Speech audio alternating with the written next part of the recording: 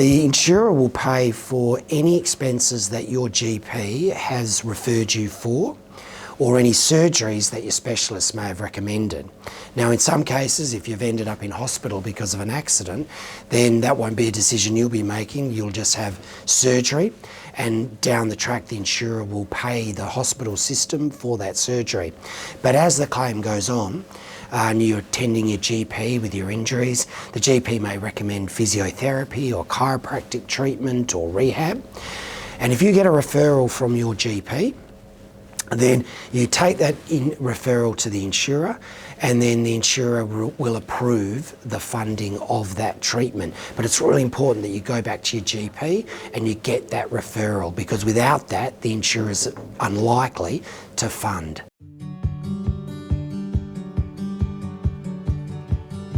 Now, that is a question I get all the time. A claim will normally take between 12 months and 24 months, or 1 year to 2 years. And that's because your injuries are not really going to be stable or able to be assessed until at least 12 months down the track. So the insurer is going to want to see, well, what's wrong with you in the long term? What's the permanent injury? And the doctor's not going to be able to provide that assessment until generally about 12 months after the injury. If it's a significant injury, it might be 18 months. If it's multiple injuries and you've had surgery, it could be 2 years.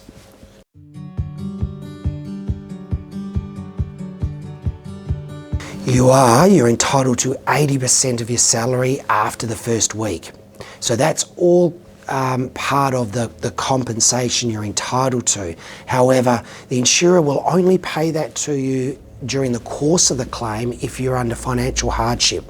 So if you've got a lot of money saved, or you've got income protection maybe through your work or what have you, then the insurer will not pay that sum of money unless you can prove you're in dire financial strait.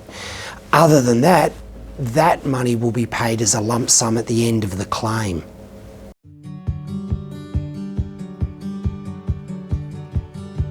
Yes, you are entitled to a lump sum so long as at the end of that maybe 12 month to 2 year period, you have assessed as a permanent injury, or that you're assessed as requiring future medical treatment or future care. So again, that's something that we're better able to assess as the claim goes. For someone with really multiple injuries or significant injuries, they'll definitely be entitled to a lump sum. For someone that might recover very well during the course of the claim, so they have some treatment and they're considered to be recovered, it may be that there is no lump sum because they've been paid some past economic loss, maybe some medical expenses, but otherwise they're fine. Then they may not exceed any of the thresholds for things like pain and suffering. I was going to ask, what about trauma, and that plays no part? Unless they're assessed as being over a certain threshold, and those thresholds are assessed by specialist doctors or accredited doctors, and they're subject to tables, medical tables, and whether or not you are assessed at being over that type of threshold assessment. So if you're under that threshold, then you may well not be entitled to anything, and that's why we strongly recommend that people get advice from us. If they don't have a solicitor and the insurer's saying you're not entitled to anything, or they say here's an offer of $20,000, then they come to a lawyer and they get advice, and that's work that I do all the time. So we're constantly speaking to people that have got an offer from an insurer, and they'll ring up and say, look, the insurer's offered me this sum, I want to take it, do you think I should? Over my career, and this is a frequent occurrence, if we say to them, look, we think your claim is actually worth a lot more, in a general sense, we'll end up with damages in the end that'll double that initial offer or even triple that initial offer. So do you consider it to be, and from a layperson's perspective, insurers will come in lowballing on what they should be receiving, hoping that the claimant will walk away with what they're offered? They will, because the claimant is not generally aware of the full entitlement of the law. And also the insurer will only base that off the evidence they've they've accumulated during the course of the claim. It may only be one report, and the insurer might not know of the broader losses that that person has suffered. So it's not until you do a complete review of the file, and in most cases, I will then get more evidence to support a greater lump sum by way of damage entitlement.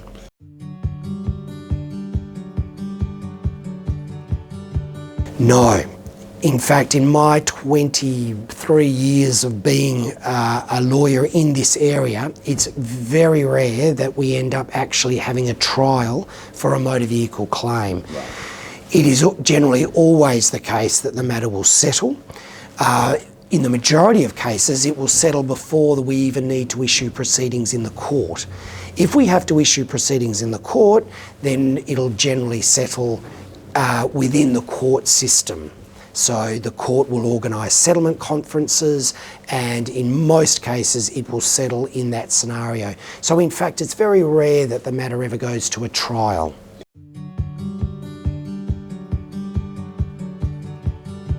Yeah, the first main time frame is to lodge the claim within 6 months of the accident.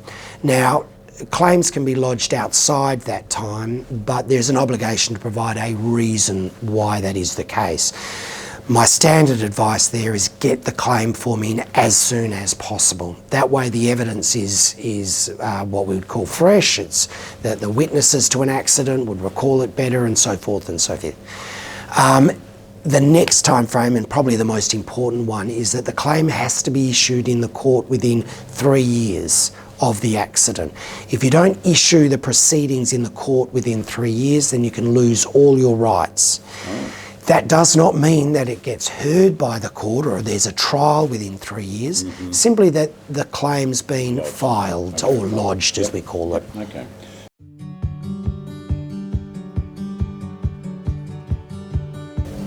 There is a standard claim form. Even though we now have 4 different insurers, there's just the one claim form.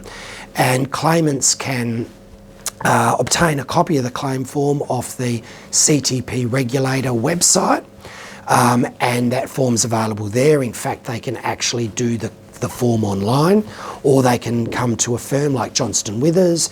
We'll provide them with the form and we'll assist them with the form. So CTP is compulsory third party. We see this in our registration forms with our vehicles, and now we're seeing this 4 companies involved. Correct. With this. So it's a new thing for people that are paying their registration, but it's still the same thing. You're just picking an insurer to go with. Still the same system. We used to have the Motor Accident Commission, which was a public pool of money, which was managed by an insurer. And now we have 4 insurers that actually insure with their own money. But the regulator, that CTP regulator, that's the body that oversees the 4 insurers to make sure that everything's done consistently and that it's done according to the law. Okay.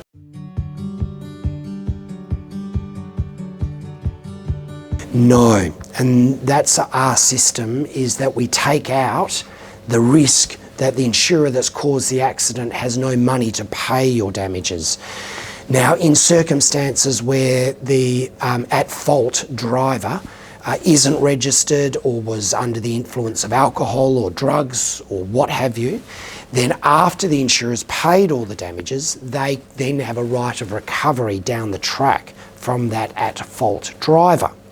But in the first instance, an insurer will pay all of the damages, even in situations where we can't identify the at-fault driver. It might be a hit and run.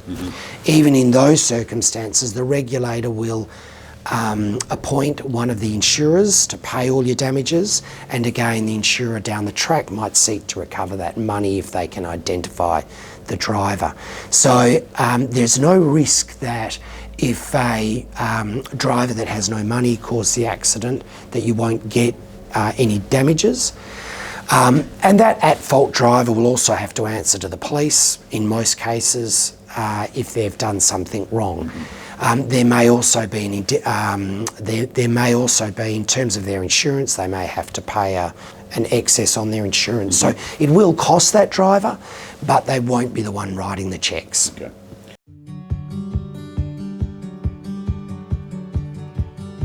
Yeah, and most people, probably through popular media, think that we might take a percent of the damages, for example, and that's actually unlawful in Australia. We charge according to a scale, a legal scale. Are we talking a no-win, no-fee type thing? Yes, so what our fees in the end are calculated by a scale. But in a case like Johnston Withers, in our case, for example, we won't charge any fees unless that person ends up being awarded or settling for a lump sum. And then what we'll do from our fees is we'll seek to recover as much of those fees as we can from the insurer. Because if it wasn't your fault, then under the law, the other side has to contribute towards your fees. So we'll seek to recover as much as that. And in most cases, or some cases, that can be as much as 60 to 70% of your fees will be covered by the insurer. Right. So it's the balance, or to use a medical term, the gap that comes out of the damages sum, and often that's a very small amount proportionate to the actual damages.